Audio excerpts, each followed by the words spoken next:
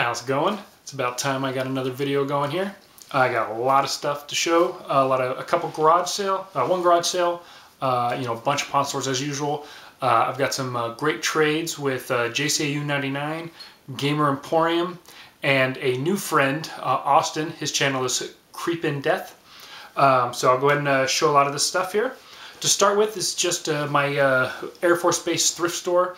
They're having a giant Christmas sale, and normally all their video games are $3, which isn't like crazy unbelievable, but it's usually too much for the games they have. But they had this goofy sale going on, which anything with a pink sticker on it was 75% off, and they had a handful of games that had them on, but the only one that looked remotely interesting was Defender on the GameCube, and it is complete. And then I picked up 2 strategy guides along with it. I don't really collect these or anything, but I figured they were new and in good enough shape that they warranted grabbing. And that's Final Fantasy 13 and The Last Remnant. All this together, it was only $2 total for the 3 of them. And then I also grabbed a copy of Hungry Hungry Hippos for my daughter. So all that was $2 total. So I mean, that was an easy price. So those strategy guides will probably just end up trading in somewhere. They're pretty heavy to ship, but if anyone absolutely wants them, let me know, because I don't have either of those games, and I don't have a PS3 or a 360 or anything. So next is just from a garage sale. I showed this on Facebook maybe about a week ago or something.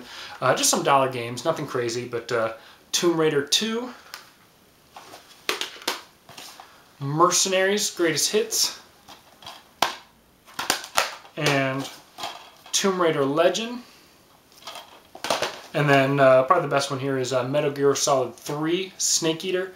And I think this one had a bonus copy of Kingdom Hearts. So these are all duplicates. I just figured for $1 they were, maybe pick them up. It was a garage sale in my neighborhood, and they actually had a boxed PS2 system, but they wanted $30 for that, which I thought was funny that all their games were $1, but the system they wanted $30. So I left that, but just a couple of games. I'll probably just end up bringing them to MagFest to give out or something. Next is my trade with JCAU 99. I knew he had been looking for Skyward Sword on the Wii. I had found one and traded it to GamerEmporium, and then found another one like a week later or something. So I hit him up immediately and told him I had one for him. So he threw something together here, just a couple things that I didn't have and I needed. So the Super Nintendo got Bassmasters Classic, which is probably a game I'm never going to play, but I think Bassmasters is a pretty common series, fishing-wise, so they're still making them. And the next is Bill Walsh College Football, which I actually asked for this one specifically. I actually have the college cheat sheets that come in the box, and I've just been kind of wanting to goof around, with a 98 college team, not 98, a 91 college team or something, 92. Then he also sent me, for the PlayStation 2, Lego Star Wars and Tony Hawk 4, if I dropped it. These are both cool because they will be going on my shelf to replace my greatest hits. There's Tony Hawk 4. And then you won't be able to see Lego, but it's over here somewhere. Yeah. See, there's my greatest hits. So thank you very much, Josh, for those. Definitely can't wait to see you again here at MagFest. So that was my trade with Josh. Next is a trade with GamerEmporium. I know I sent him, I believe, the Skyward Sword, and I think I also sent him Super Mario World and maybe Yu-Gi-Oh! On the PS2. I'll have to watch his video, I don't remember. But anyway, he sent me a PS1 RPG, Alundra, which is cool. However, because I am dumb and don't keep good track of my games, I actually already had a copy. However, Jason was really cool to point out that there's actually a disc variant. There is a red copy disc, and then my already existing copy is a blue disc. I'll go ahead and show these up together so you can see that. Hopefully I'm not just glaring out the camera here. But, so now I have both disc variants, which is pretty cool. So thank you very much, Jason, for those. You know, and hopefully, since you're getting back into your Super Nintendo games and stuff, hopefully you have a good time there with Super Mario World. Definitely one of the best ones. Next was, I went out with a local gamer, Vegas Retro is his YouTube name, and I didn't find much. In fact, I think the only game that I had found that I wanted was Risk on the Game Boy Advance, which is absolutely awful. It's so slow. But we had a great time, and he gave me a few games, which was really nice. Jurassic Park on the Super Nintendo, Halo, and then an RPG, Final Fantasy X2. And then I actually found for him afterwards, which I will give to him the next time I see him, is Crazy Taxi 3 High Roller for the Xbox. He had found this at one of the pawn stores, but either the disc was in like just awful shape or was missing the manual or something. Anyway, so I found one complete for him, so I'll be giving that to him. Hopefully we'll go out game hunting again. Next is just from a pawn store. I believe this was $1, and it's just Tony Hawk's Underground. Same thing, just replacing a Greatest Hits copy I had. So, I gotta be careful here. I'm gonna knock all these back behind the shelf. So, as a spoiler, I have Tony Hawk 3 Black Label. This is the only one I need, Proving Ground Black Label, and I'll be complete again. Next, if you check out my Facebook page, I saw this. I paid $3 total. This was $1. It's just Tomba, the demo disc. Obviously, at first glance, I got excited, but I figured for $1, you know, I thought maybe the demo disc might be worth something. It's not really, but... and then I picked up for the GameCube Odama along with it, and this one is complete. This is just a game that I had never heard of, and I think maybe someone had mentioned this when I did my GameCube collection video, you know, months past. So it just looks pretty weird, and so for $2, took a chance on it. I haven't played it yet. I've been working on my Zelda games. Next is my Black Friday's game hunting. Again, I went to, you know, some of the pawn stores and stuff. These are all from an Easy Pawn store, if anyone's familiar with those, because the Super Pawn had their big sale December 5th, which is a spoiler. If you can see, I've got a stack of 34 games that I'll show in another video. But these are from Easy Pawns, and not just Easy Pawn, a couple other stores too, but mostly Easy Pawn because I knew they were, you know, they were doing a little more of a sale on Black Friday. But the first thing, I'll do the worst ones first. Just some common 64 and then a Super Nintendo NES game. The reason I picked these up is because they were $1 each. They had been sitting on this shelf in the pawn store for a while, and I knew it. And normally they tell me $2, stuff like that.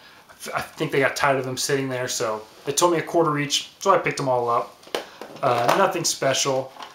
NCAA basketball, which I always at first glance mistake it for Super Metroid because it's, you know, written at an angle in the corner. WrestleMania, I think one of the most common labels, you know, that everyone knows and sees. And then some 64 games. Again, like I said, for $1, you know, who cares? Knockout Kings 2000. College Hoops 99. I don't think True Jedi Jace actually needs any of these common ones, but Mayhem. I'll have to look. I'm not sure which ones that I need. Madden 2000. And then last one is pretty beat up, but WrestleMania 2000. But yeah, I'll have to check my my list and stuff to see which ones of these I need. But again, for $1, you know, they were asking a great price. They're just trying to get rid of them, so I was happy to oblige. Next was a pretty good deal here. It was $10 for 4 games, and they were doing a 3 for $10. And then I had them. I asked if they would throw in a PS2 game, and they did. That game was Ratchet & Clank: Up Your Arsenal. Now I have this game already, so again, this will probably just come to MagFest and get given to someone. But the Wii games I was a little excited about. The first one is Epic Mickey 1. Who was it? It's escaped me right now, but somebody gave me the second one, which was very nice. Oh, it was Zach from Getting Your Nerd On. So now I have the first one. This is one that I had never seen or heard of, but I'm a fan of Natsume games. So Animal Kingdom Wildlife Expedition. And these are all complete. And then probably the best one of these Wii lots is Kirby's Epic Yarn. So I paid $10 for those 4 games. And then lastly from those Black Friday sales, and this is the best find, I paid $1 each for these 3 Nintendo 64 games. And they are Super Mario 64, a beat-up Kirby 64 and the Crystal Shards, and Mario Kart 64. And here's just a prime example of why you ask if they have video games. Because this was a pawn store. Asked them if they had any older video games. The guy's like, oh yeah, I've got a couple Nintendo 64 games. And he brought them out, and he said they were $1 a piece. So again, always ask. So 3 great 64 games for $1 each. Again, I'll be bringing these to MagFest since it's coming up here in just a few weeks. Now, probably the reason you've all been wondering why it's called A Tale of Two Xenoblade Chronicles. First is a trade with CreepinDeth. Austin, who he'd been watching my videos and had seen a couple times where I've thought about trading in a bunch of stuff to GameStop. And so he hit me up, said he had an extra Xenoblade Chronicles, which I thought was pretty wild. And I honestly, at first, when he first messaged me, I was a little suspicious. I was like, who has an extra one? But he did, and we made a trade. I sent him some good Super Nintendo games, Turtles in Time, and I think Mario Kart, and then I think I sent him the 2 Star Wars Knights of the Old Republic. So I think I gave him some good stuff. And just here it is, Xenoblade Chronicles. So it was really awesome. Really awesome of you, Austin. I've been looking for this game, and I've went to GameStop a couple of times to trade stuff in, and didn't have enough, and didn't feel like paying cash, to even it out. So really cool of you to trade this. He sent some extras, and first is a PlayStation 2 game, The Thing, which is cool, and then actually some pretty goofy stickers. Here's a Pikachu, I'm not sure, I don't know if these are Pokemon wannabes or just some random goofy stuff. And then some Garbage Pail Kids, which is great. Maybe I'll put these on Facebook so it'll be easier for everyone to check these out. And if you haven't already, speaking of Facebook, go ahead and check me out on Facebook. I try to get some interesting stuff on there, so really just awesome of you, Austin. Thank you very much. I don't think he does too many videos, but maybe he'll start here, like I said, with the stuff that I sent him, and I'm sure he's doing his own pickup, so he definitely should. So that was really cool of you, Austin, to send me Xenoblade. So check out CreepinDeth. So now you're probably wondering why it's 2 Xenoblades. So I received a surprise package from a YouTuber. I've blacked out his face so he can remain anonymous. And in this said package was a sealed copy of Xenoblade Chronicles, which is absolutely ridiculous. Here I was just judging Austin for having 2 copies, and now I have 2 copies. So this one is sealed. I will be opening it because I was instructed that I had to play it, which I plan to as soon as I finish Oracle of Seasons. This will be the next game I play. So who I don't know who thought that they would ever have 2 Xenoblade Chronicles. This one, to repay, or not to repay, to keep the gifts going, I will be giving this to someone. I know it'd be easy just to turn it or something, but since Chris Minogue was so awesome and giving me a sealed copy of Xenoblade, I will be giving this to someone, and I've already know who it's going to go to, but there's no reason for me to have 2 copies. So, but thank you very much, Chris. Thank you very much, Austin, Josh, Jason. I know that was a lot of games. Check out all those channels: GamerEmporium, JCAU99, CreepinDeth, and Chris Minogue. Always, thank you very much, and I've got a lot more videos to film and to get them going, but I think I'm pretty much set until MagFest. Thanks.